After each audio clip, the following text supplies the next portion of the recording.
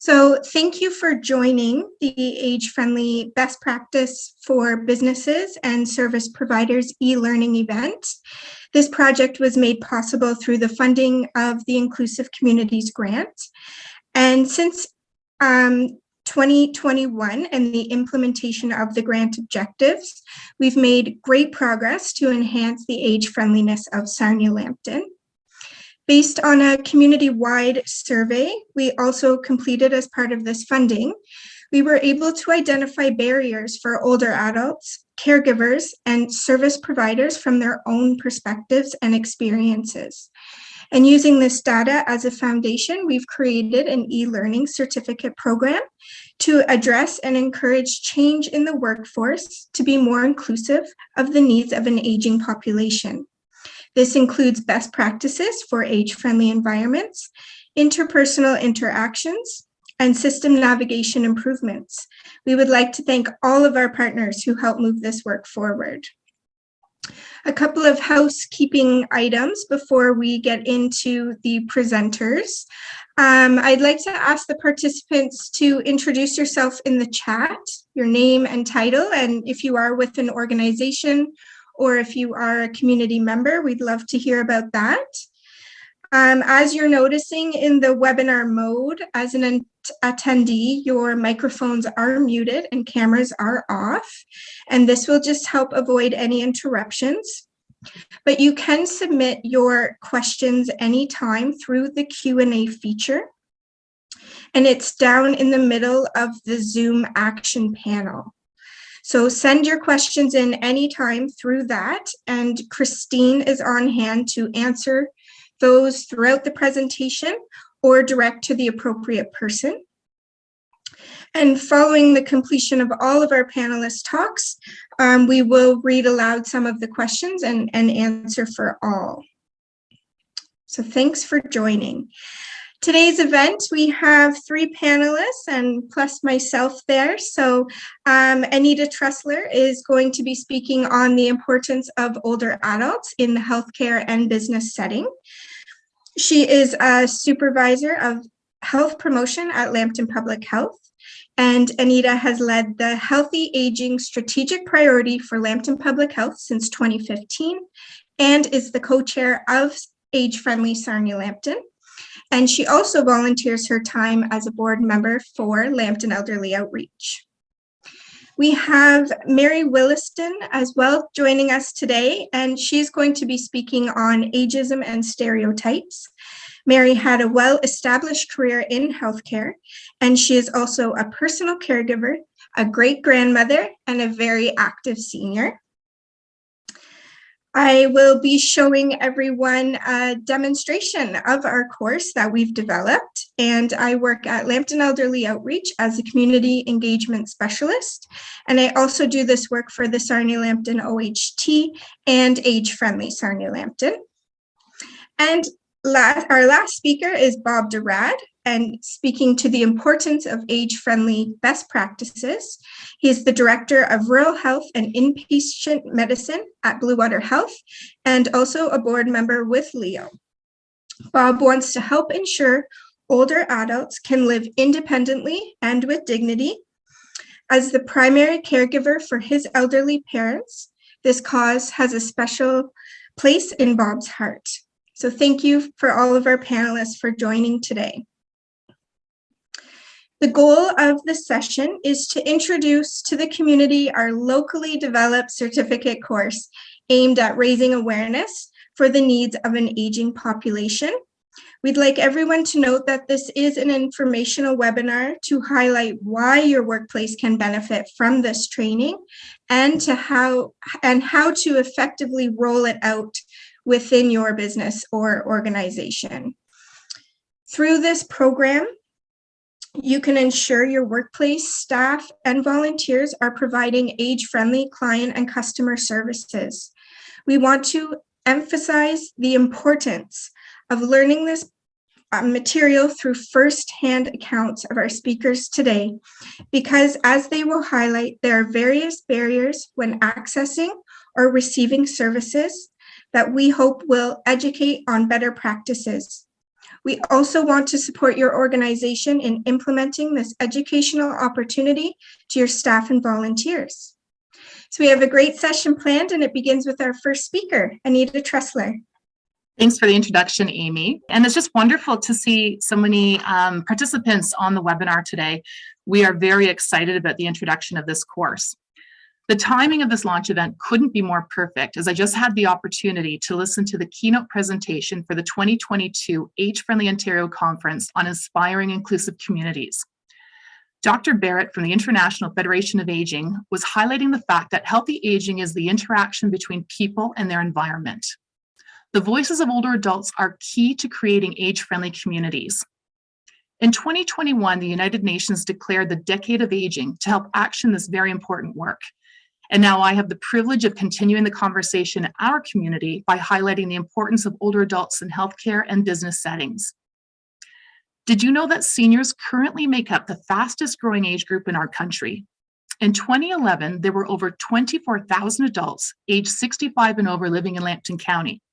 And by the year 2036, that number is projected to almost double. And did you know, in the next 20 years, our aging population and people with disabilities will represent 40% of total income in Ontario. That's $536 billion. Improved accessibility in Ontario can help generate up to $9.6 billion in new retail spending and $1.6 billion in new tourism spending.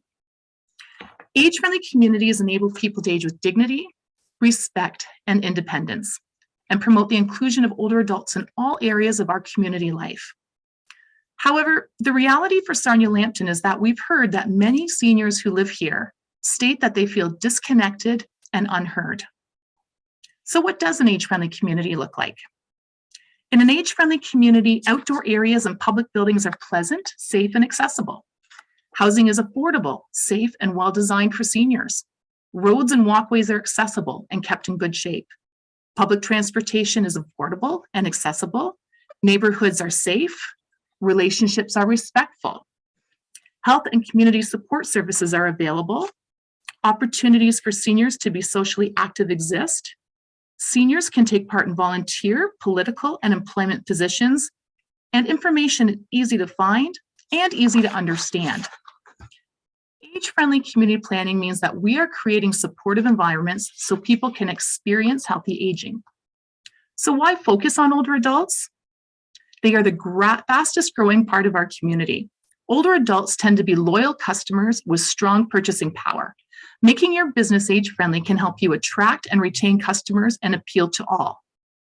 Yet, ageism can lead to overt discrimination. Negative stereotypes about aging can prevent people from engaging in preventive health behaviors, which can ultimately decrease overall life expectancy. One of the most pervasive misconceptions about aging is that growing older mainly involves loss and decline. However, research suggests that for most mental abilities, statistically reliable age-related decline does not occur before age 60, and most adults do not experience noticeable ability declines until late 60s or early 70s. And did you know that emotional well-being and life satisfaction tend to improve as people age?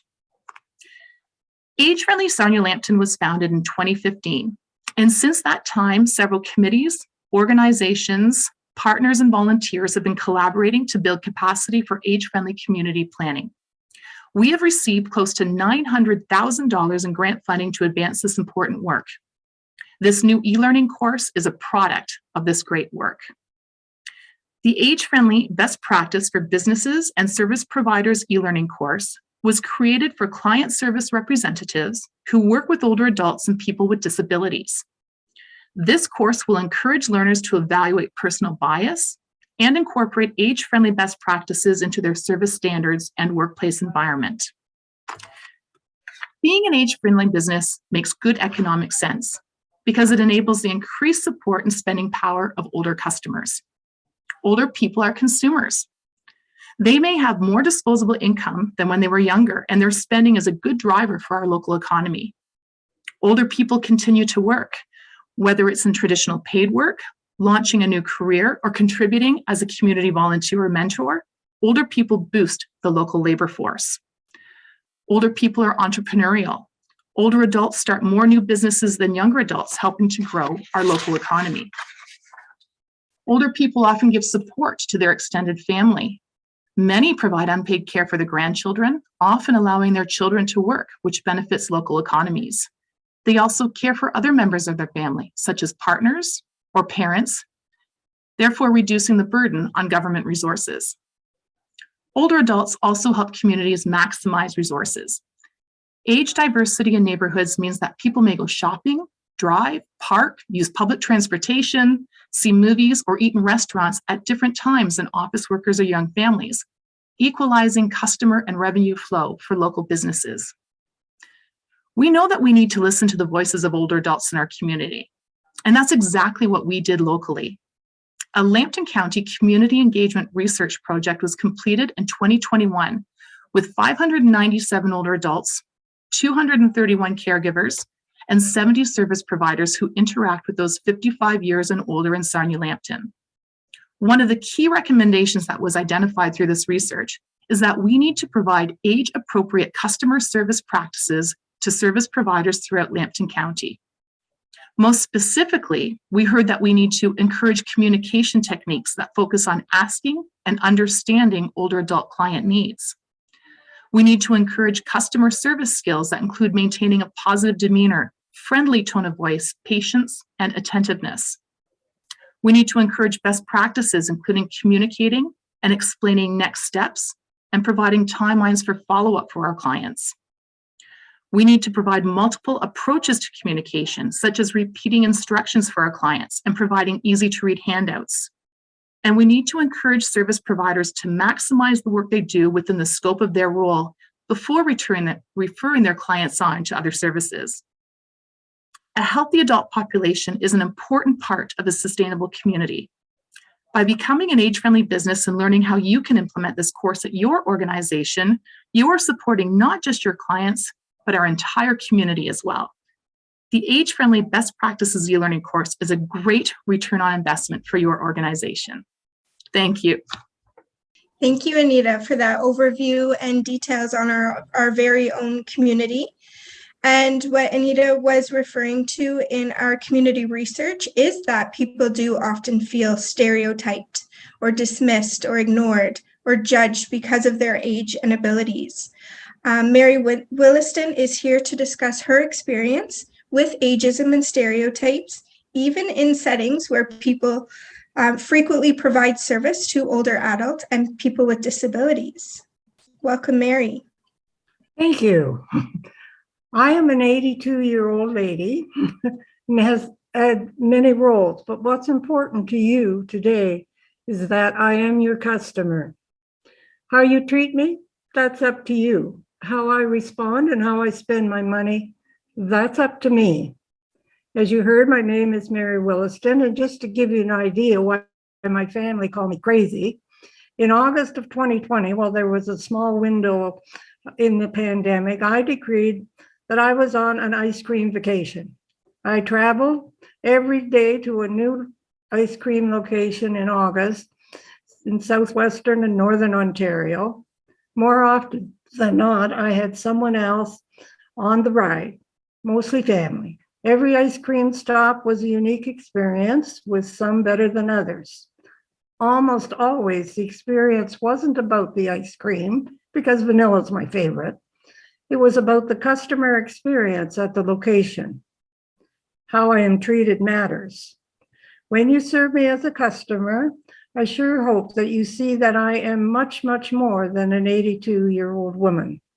This outside shell represents a lifetime of a woman who has been a daughter, farmer, nurse, manager, great-great-grandmother, an international traveler, international president of a large service organization, and so on. Currently president of an advocacy group, a friend, dragon boat paddler, most importantly, a customer. How I am treated matters. So you ask how I want to be treated. I want you to treat me with the respect you give each of your valued customers. And if you see me struggling carrying a heavy item, I would expect that you would ask any struggling customer, can I help you with that? I don't expect you to grab it without asking. If I say no, that's okay. It's my choice. If I say yes, then by all means, give me a hand. I was lifting a wheelchair out of a car one day, and a young man working at the funeral home where my wheelchair-bound husband and I were visiting, saw me along doing this and just watched until I asked him for help, which he did. I didn't know if I should offer, he said. My response, always offer. I can say no. How I am treated matters. I want you to be aware of stereotyping. One obstacle that I have recognized is that it feels a bit like I've gone backwards. When I was raising my children, as they reached the teenage years, they perceived, of course, that I knew nothing. Then as they had kids, I sure became a whole lot smarter. But then when I turned 80 and it seemed that I was being treated as an old lady who needed to be waited on and knows very little, and that for some reason all of my life's experiences and knowledge has left me. As a result, I can be defensive. I can still offer many skills and knowledge.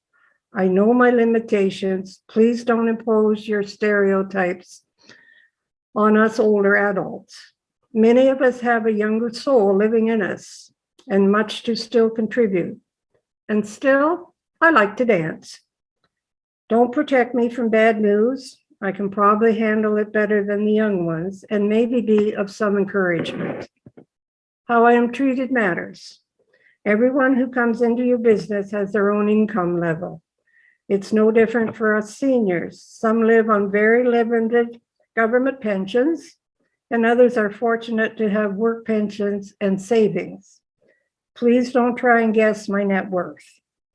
Through my entire 59 years of marriage, when we went car shopping, my husband used to tell me, leave my furs at home, not that I had any. If I'm shopping for a car, especially if I'm spot a car, I expect it to be treated the same whether I'm rich or poor. I expect that you will do your best to ask me what my needs are and find the right product to match my needs. Do not devalue me. And if I have someone else with me, please make sure you are including me in any discussions regarding the purchase. I bought my last car 2 years ago, first time as a single person. The salesman had 3 cars lined up and decided the middle one was best for me. He was wrong. I was used to the automatic gizmo thing, so wasn't about to give them up. Again, how I am treated matters. I have been a widow for over 2 years now. Before my husband died, he was in a wheelchair, and I can tell you firsthand, accessibility matters. While I understand it can be very expensive to make your business accessible, it really makes a difference where we did business. If I wasn't able to get my wheelchair in, or you were unable to accommodate our request to show us or work with us in a respectful way to conduct our business, we went elsewhere. Going elsewhere is not always possible. Old buildings that have been renovated are often treacherous. In the years I took my husband to essential services, the ramps were too dangerous for me to handle. So I always ended up needing help. Even able-bodied men had trouble. Then the lip in the doorway is always a challenge. Couldn't get him into his favorite barber. Again, how I am treated matters. It's not only the big issues, such as providing ramps and main 4 bathrooms, it's remembering it's a person who has given to his community, who has a family and continues to contribute to the economy and participate in new ways within their community circles. My husband was a 60-year volunteer with the Chatham Goodfellows, No Child Without a Christmas. Even in his wheelchair, he would give advice to the younger generation of volunteers, and they would ask his advice. Again, how I am treated matters. Treating me with dignity and respect continues to be the way to win my business, as well as those who support me. As I age, it is no secret. I rely on more people than I used to. These individuals are mostly family members, and are taking even more notice than I do of how I am treated.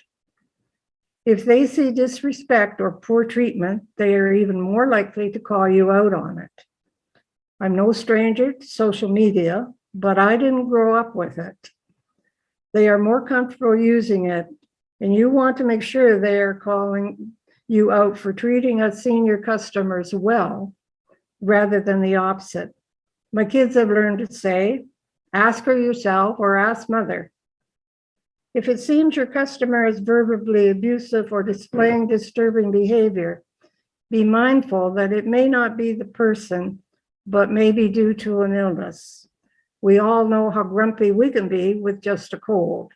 Just imagine if you were living with chronic pain or dementia. In closing, remember, maybe my next ice cream vacation will be in your business. So how you treat me matters. Thank you, Mary, for sharing your experiences across all those ages and stages of life. It's really stories like Mary's and others that was a motivating factor in developing this course. We wanted to educate not only on the best practices, but raise awareness about the interactions that may come off as ageist and stereotypical. We really want learners to examine their own words and actions and learn new approaches to build better interpersonal skills. When you take the course and as you move through the chapters, you're asked to think critically about everyday scenarios and develop your skills through readings and then apply with the help of local resources. And we'd like to show you a demo video of the snapshot of some of our course features. The Age-Friendly Best Practice for Business and Service Providers e-learning certificate course will educate on techniques to evaluate the workplace, to build trust and rapport through interpersonal skill development, to apply a person-centered approach to assisting clients, and to integrate age-friendly into the workplace so that your workforce is inclusive of the needs of an aging population. Our course includes a variety of methodologies to educate staff and volunteers on the best practices to develop age-friendly environments, interactions, and system navigation improvements. Through this educational program, you can ensure your business or organization is providing supports and services in an age-friendly manner.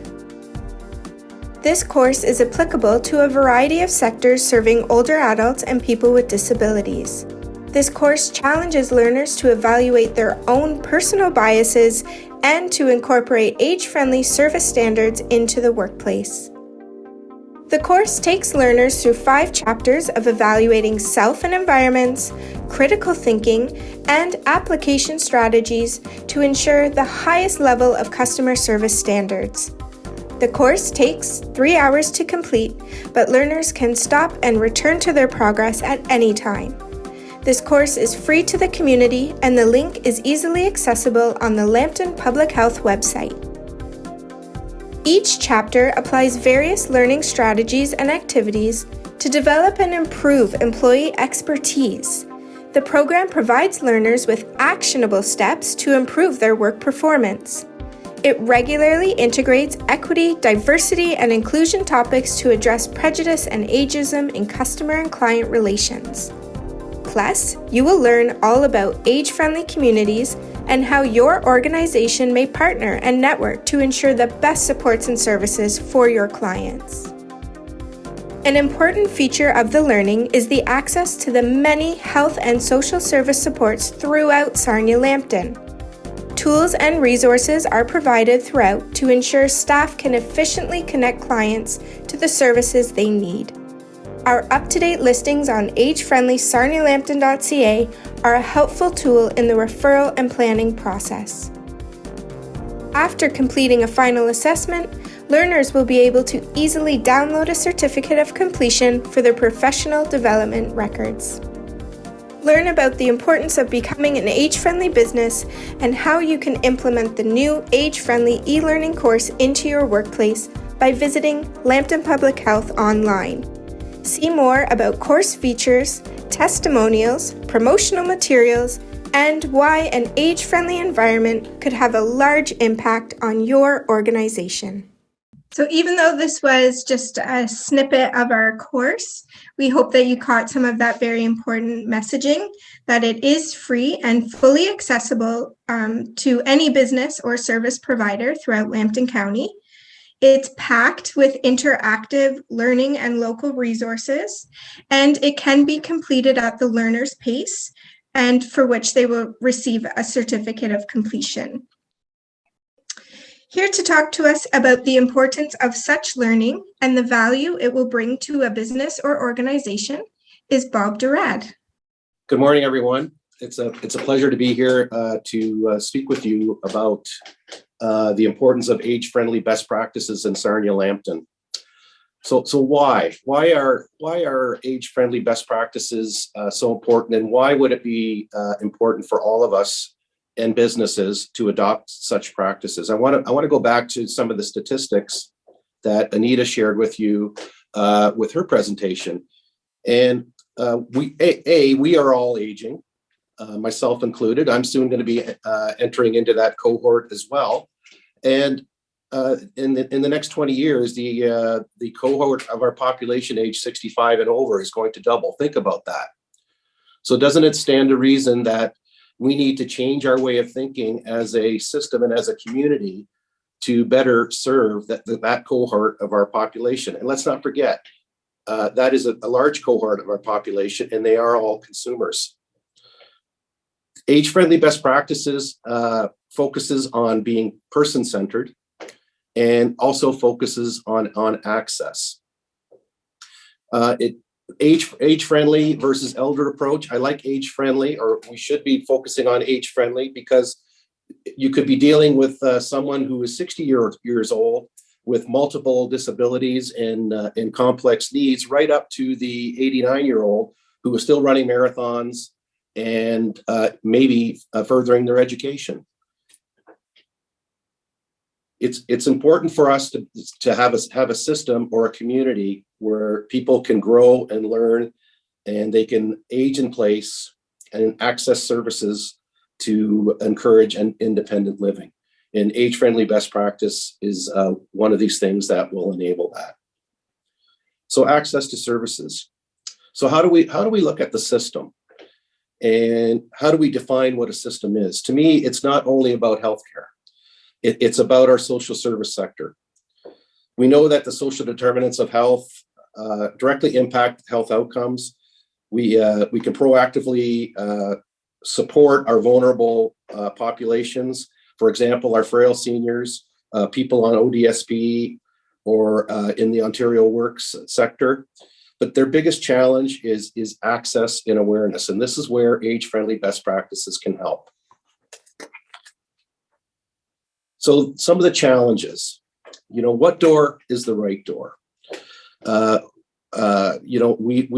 all partners, okay? And we don't need to be experts, but I think we all owe it to ourselves and to our community to ensure that no door is the wrong door, that every door is the right door, and that we all have a little bit of knowledge about how to access services that could better support our aging population, whatever age that they are. It's not just about health. It's about services that support successful living in their place of choice. Some of the feedback I often hear in my sector is that education, that offering the education and supports to the neighborhoods around transportation is a big barrier to service and how people could better access the supports that they require. Businesses are often the first point of contact, whether it's a bank, a grocery store, or shared services offices. We know who needs the supports and care in our community, and we see them every day in our businesses. So it stands to reason that we should all have better knowledge around an age-friendly best practices. My personal journey has been and still has been a challenge. I have an 82-year-old mother who's living in London in an apartment. I just moved her from from their house of 33 years. That was their choice. And within that same year, I had to move my 86-year-old dad into long-term care. He's suffering from end-stage dementia. So, you know, the one thing I've learned in the last 2 years is that there's so much that I don't know about how our aging population is coping with the resources, and how do they access services out there. There's just so much that I'm learning each and every day based on my own personal experience. I know that the system's complex. One of the things that I find with helping to navigate with my folks is having to tell their story over and over again to each and every new partner or organization. And that includes healthcare organizations as well as businesses that they interact with. Many of the businesses and healthcare facilities still have not adopted age-friendly best practices. Even yesterday, having to take my mom to St. Joseph's Hospital in London for an MRI. The drop-off area, there was not a wheelchair, and the journey to the MRI suite was a long one, and it's a good thing we arrived 30 minutes early, because it took a long time to get there. But I think there's, even as a healthcare organization, that organization could put some better resources in place to help the elderly that come for such tests. And it was interesting, while I was there, I would say probably 75% of the people that attended were probably age 65 and over, and were having mobility issues. I want to touch a little bit on what Mary said, like how we treat these folks is so important. One of the things that I've learned with my mom is that like consistency and respect are so important. People who treat her with respect, they get the business. The other thing that is very important to her is the help that she gets into the home. It's very consistent that she gets that same person or those same few people, because she's established that relationship and that trust with those people. And it's very important to her to have that in place, because these are the people that she's inviting into her home to help her. But that has proved to be a challenge. We have to think about care that's affordable. And we also have to think about our lower income population. How can we best support them with the resources that we have out there, and how can we help them access these age-friendly best practices? I think as a community too, we have to get out of the business of you need to call this person or that person. I think we all have to have a little bit of a knowledge on how to access the system. We don't have to be experts in these services, but I think we all should have a basic knowledge on how to access these services and how we can help our aging population. We see these folks every day. You know, it's the man that looks disheveled and he comes in to buy that newspaper every day. It's the lady in the grocery store that is confused, and you know that she probably could need help. And you know, how can we offer that to her or him in a respectful way? Some of us might say that's really not my job to do that. Okay, but I would challenge all of us. I think we can do a better job as a community to help all of our neighbors. One of those people might be a loved one of yours, and I know when that day comes, and it will, that you want your community to be a better place and to be better prepared to support and offer access to the services that these folks need, or to welcome them into your place of business in a respectful, accessible way. That's why I think this program is so vital to our community here in Sarnia-Lambton. And I'm very proud of the fact that Lambton Public Health and that all of you have expressed an interest in the Age-Friendly Best Practices Certificate Program. And I'll stop right there. Thank you. Thank you, Bob, for those great details and examples, the personal examples that you have faced, specifically with the choices of services and supports and ease of access. Really highlights how we, as service providers or caregivers, we want to know more about what's available to ensure that we're all aging in a nice way. So by now, in this part of the session, we really hope your wheels are turning and you're brainstorming ways of, implementing this in your workplace or even taking on the learning for yourself. But depending on the size and structure of your company, we wanted to offer a few suggestions on how to roll this out to your staff and or volunteers. So I'm going to turn it over to Anita to walk us through that. Thanks, Amy. I'm back again. I think when I look at the participants on this webinar today, I think many of you know you've been a part of this. We've had many conversations and brainstorming sessions together to talk about how can we better meet the needs of an aging population. This course is I'm just so excited that we can offer this in our community. This is a culmination of so much of your feedback and input from people with lived experience in our community. I think we need to recognize the fact that, we're still kind of coming out of this COVID pandemic. Over 2 years where we really saw the vulnerabilities of older adults in our community. We really saw the vulnerabilities of people with living with disabilities. We know that, as businesses, as organizations that support older adults in Lambton County, we need to recognize that older adults are very hesitant as they try to resume and normalize their life and come back into our businesses and come back into community life. Amy and the team have put together some really good resources that will be shared with you at the end of this webinar. We're also going to make sure that we have a dedicated period of time where you can also engage in some questions and information sharing at this as well. So I don't want to take too much time. But some key implementation tips as to how can you, implement this in your workplace. And I think we recognize that time is a challenge. Time is a resource for many businesses, especially small businesses and organizations. And I think the beauty of this online course, it's free for one, which is wonderful, and people can take it at their own pace. So whether you've got 15 minutes to be able to do one section of the course and return later, it's super easy to use. It will remember where you left off and will pick right up again. And there are great resources that your staff, your organization, your volunteers can use to support age-friendly best practices.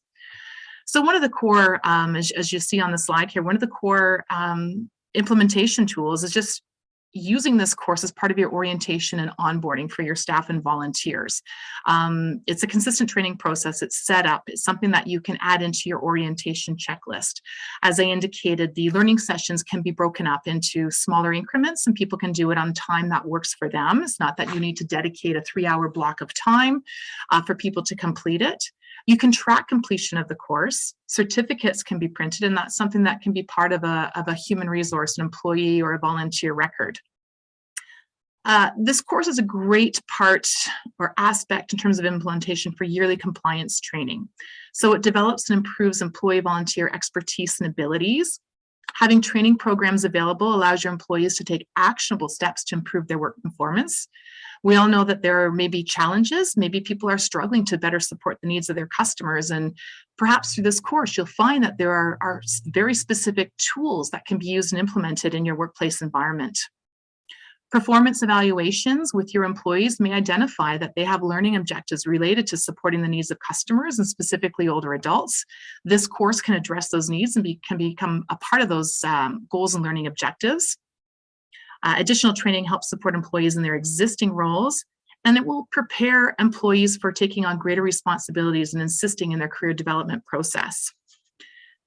As an organization, think about as well, we have an aging population. Many of you who are participating today on this webinar are also involved in the new health system planning and are well aware that one of the priority populations, one of the priorities for the Sarnia-Lambton Ontario Health Team is transforming care for seniors. Seniors are a very significant part of our population. Well, age-friendly community planning aspects and values are great to incorporate into your strategic plans and organizational goals. They demonstrate your organization's willingness to invest in employees' success and growth. Equity, diversity, and inclusion as an organizational value is important to address with your staff. It reduces prejudice, ageism, and improves the customer service experience. Age-friendly communities emphasize the importance of partnerships, networking, and addressing the need of our community's priority populations. And if your organization is interested in getting more involved, please reach out to the webinar organizers, or you can reach out through Age-Friendly Sarnia-Lambton. There are all kinds of committees, events, and opportunities to get involved, share your voice, and help make Sarnia-Lambton a more age-friendly community. And the fourth point, really, we heard from the research that we did in 2021, our community engagement, that customer service specifically for older adults in our community and people living with disabilities is critical. It's something that we're lacking. It's something we need to improve in our community. This course can have a positive impact on customer service in your organization. Age-friendly training provides practical learning that can be implemented immediately. The course includes self and environmental assessments and local resources to help connect you to all kinds of available supports and system navigation resources in Sarnia-Lambton. And the course provides resource knowledge, where to find information to help, how to search for programs and support, and how to access them for their customers, themselves, and community members. I know that Bob mentioned that no wrong door approach. And I think we're thinking whether it's somebody walking into a grocery store, the corner store, talking to a neighbor on the street, the more people that become aware of age-friendly community planning supports, system navigation resources, and services that are available in our community, the better. And the more that we can champion and spread the word about age-friendly Sarnia-Lambton, the e-learning resources, and the available supports, the better. And we invite you and we encourage you to share this with your partners, your neighbors, your coworkers, anyone else that you're engaging with. So without further ado, I really want to hear a little bit more from you. I think we all do. We want to have an opportunity for participants of this webinar to perhaps ask questions or maybe share some ideas as to how you plan to incorporate this new e-learning tool into your workplace. So Amy, I'll turn it back over to you. Thank you for those really motivational tips. I was feeling exciting just listening to that. But as Anita mentioned, we will be here for support moving forward, and I'll give my contact information by the end of the session. So if you need any tips or help in rolling it out, just be in touch for sure. But yes, we're ready for some questions. Christine is going to help us through that. And anything related to something the panelists had mentioned or the course, we can help direct those questions. I'll just remind people that you can't just unmute and ask a question. So if you could please write it in the chat or the Q&A.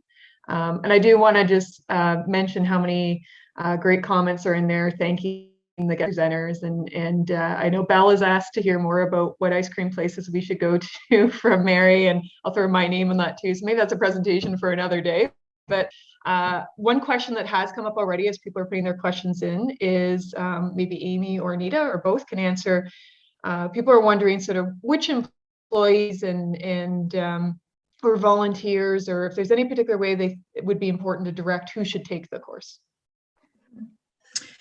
Really, anyone that has that direct client or customer contact would be best to do the training. And those serving older adults or people with disabilities. So, for example, at Lambton Elderly Outreach, we have a volunteer-based friendly visiting program, and we are going to encourage all our volunteers to take this course because as they visit weekly with an older adult, there may be things that they need to help that person get connected with in the community. Different things may come up. So anyone really that is client customer facing could take this course. So the question is, has the session been recorded? And if so, can it be shared through the Lambton Public Health website? Great question. Yes, it is being recorded and we will be posting it on the public health website following this event. We're also going to send out an email afterwards with that link, and also some resources for you to share with your staff, and the course training link as well. Is there any discussion regarding a multicultural initiative? We do have partners with like the local immigration partnership and various groups like the equity, diversity, inclusion, and indigeneity groups as well. So we're integrated in what's happening in the community about that. But love discussion about this and love continuing this work. So happy to connect on that too. And I know this has been mentioned already, but throughout the course, there's resources that are brought forward as well too. So of course, it's good for anybody needing to direct people to services. That's what I was saying as well. It's another question's come up. People have wondered about how you can access if you were going, okay, after doing the course, I think I should make some changes. And if potential grants out there that maybe they can access. I don't know who might want to answer that question. I guess I can take that one, Christine. When it comes to grants, I know we've done a lot of partnership work in our community through funding. I think I indicated, just in terms of age-friendly community planning, we've brought in close to $900,000 in provincial funding already through inclusive community grants, as well as age-friendly community planning grants. I do know that on the provincial conference that I was listening to the keynote presentation this morning, Minister Cho was also indicating all kinds of resources for age-friendly community planning supports across Ontario in the years to come. So we are happy to support organizations that are looking at maybe doing some innovative projects, looking at maybe partnering on some grant-funded initiatives. So I would think that Amy is going to be sharing her contact information. We work in very close partnership with Amy. So if you want to reach out to Amy and express any interest, I think I'm going to throw it out there as well that as part of Age-Friendly Sarnia-Lambton, some of the people participating on this webinar today have been involved in some of the subcommittees of that group, but we do have dedicated subcommittees doing very important work specific to respect and social inclusion, specific committee work related to outdoor spaces, community supports and health services. A lot of great work is happening. I think, I just want to put a shout out there as well to all who've put their work into building Age-Friendly Sarnia-Lambton as an information hub or an information tool for our community. These are resources that are now being recognized across the province as a huge asset in our community, thanks to the partnership of everyone. So if there's anyone who's kind of new to that conversation who hasn't been involved, we would love to hear from you, whether your project is small or grand. We are here to be able to support you and provide some of that partnership. So I hope that answers that question.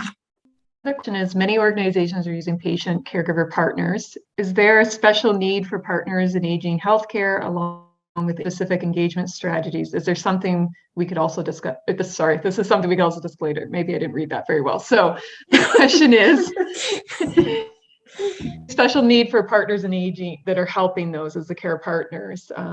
Is there specific engagement looking forward to that with age-friendly initiatives as well? Anita had mentioned earlier the no wrong door approach, and how to just help anyone as they call in, through across our organizations, that we wouldn't turn anyone away. We'd always want to give them a referral or help them make a connection to another organization. So we do hope to continue to develop that work and create those partnerships and pathways to ensure that people are very well connected, the community members to organizations, but also throughout amongst the organizations. So Donna's just making a comment about the care pathway line. So if people don't know Donna's with a family counseling center, which the care pathway call line is out of. And she said that they often hear that when people are reaching out to them, callers have called many organizations and businesses asking about supports and services. And they will, no, we don't do that here. But they don't help the caller to find where to go. So all of us involved in those services have talked about that no wrong door, that it's important that we're all assisting that for people to live well in our community. So thanks, Donna, for pointing that out. Right? Yeah, and Donna, we could perhaps share the care pathway phone number with our package after the session as well. We can share that information out too. And I know there was the question about what Anita had mentioned before. It's disappeared on me somehow here, but I know you were answering it. Yes, I did answer. So for anyone who's interested, the keynote address that I heard this morning, so there's an actual virtual conference that's free. If anyone's interested, we can try and send that link out to people. I don't know if you can still register. Age Friendly Ontario is holding a 3-day conference that is virtual, bringing in speakers from all around the world. It's quite magnificent. And the speaker that I referenced this morning was Dr. Barrett, who spoke on behalf of the International Federation of Aging. And Kathy, I know I have your contact information, so I'll follow up with you separately with some of her information. I think if as any other questions are coming in, one of the questions I think would be, when can people start taking this course? Excellent question. So with the wrap of this session today, we are so excited to open the course link and people can start registering right after this. We will include that link as well in our post-session information packages. You can see a poster there as well, so you can post that in your office. But yeah, we are so happy that this is officially open for registration. Remember that it is free to the whole Sarnia-Lambton community. You can share this with anyone who may not be in attendance today, but we really thank you for attending and learning more about this and look forward to potential future partnerships and work with you too. So please reach out with any questions and let's keep this conversation going. Thank you so much. There was one question asked where I don't know who it is, but somebody's very excited to help with all this work. So I think Amy is putting her contact information at the end of this, Amy, am I right? Yes. Yeah. Yes. So yeah. you can contact Amy and learn more about being involved in age-friendly initiatives. Great. Okay. Thank you everyone very much.